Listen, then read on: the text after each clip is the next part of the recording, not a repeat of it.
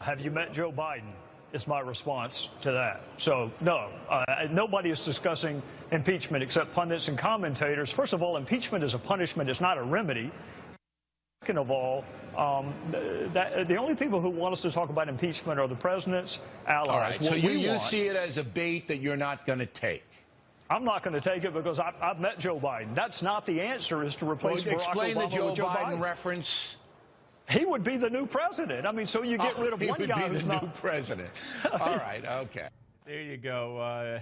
Trey Gowdy with Bill O'Reilly talking about why they won't impeach the president, because have you met Joe Biden?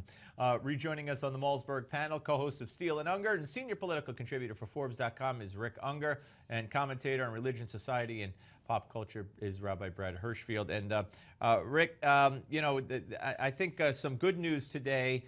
Even Chuck Todd said, although he wants to see what the lawsuit will be, and he doesn't believe there's any credibility till we know what the Republicans are going to sue the president on, he could not deny that, that the fact that Jonathan Turley has agreed to serve as lead counsel for the Republicans in that suit against the president, that it adds credibility to their case.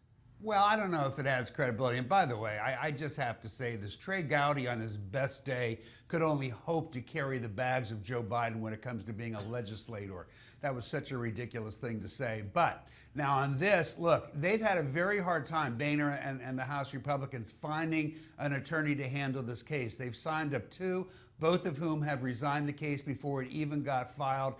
I think that's because if you look at the fact situation, the case is a loser. Turley really has nothing to lose. It's a piece of history. As a professor, he gets to be involved in it. I don't think that having Jonathan Turley attached to it makes it a better case. He's a good lawyer. He's a good commentator. But I think, you know, like any case, facts have got to be there. Well, I think I'm not a lawyer, but I think the facts are there, especially on Obamacare, unilaterally changing the law. And if they wait until after the executive order, Brad, I think they're going to have a heck of a case, because the word unconstitutional came out of the lips and the mouth of Barack Obama when talking about exactly what he's going to do. But this was a year ago. So like you, Steve, I'm not a lawyer, but you're right. Turley is a prodigious legal mind. And whether they're going to win or not, here's what people really should focus on. If Democrats want to do business differently, rather than attack the idea of the case, use the leverage you actually have with the president, not to complain about Republicans acting unilaterally, but to get the president to act less unilaterally. It's a funny thing to complain about Republicans burning bridges when it seems like and feels like the president's doing the same thing. If you want to build bridges, pick up a hammer and nail and start building. Don't complain about the other side doing what you're already doing. Right? Well, let's not confuse two different situations. It almost sounded like your comments were regarding the immigration thing, where we probably agree more than we disagree. But on the Obamacare issue, look, you know, the executive does have certain powers, and mostly it comes in the powers to regulate and to enforce things. I got to tell you, I've looked at it. You're both absolutely brilliant at what you each do. I am a lawyer.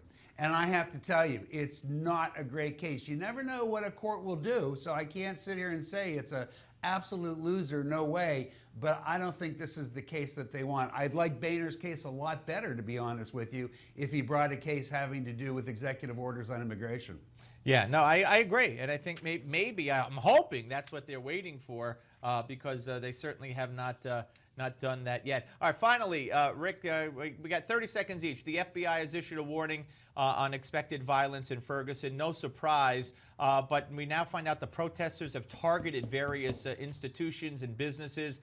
It's gonna be a bad scene. You would expect so. I mean, look, we all have to get real about this. None of us know what happened there. The grand jury's doing what the grand jury is supposed to do. They're doing it behind closed doors. That's the way it's supposed to work. We know that if the verdict comes down in a certain way, there are going to be riots. Why anybody would criticize this governor for having the National Guard ready? Why anybody's criticizing the FBI for investigating it? It's just stupid. I think we'll all agree. Go ahead, Brad. So that we agree about. Here's what I want to see happen, because this threat is real. It is precisely the community from which the threat could emerge that has to police itself. Last week they talked about a Bill of Rights for protesters. Let's have a Bill of Rights for law enforcement that helps keep them safe. All right, gentlemen, thank you both. Give Me Five is next.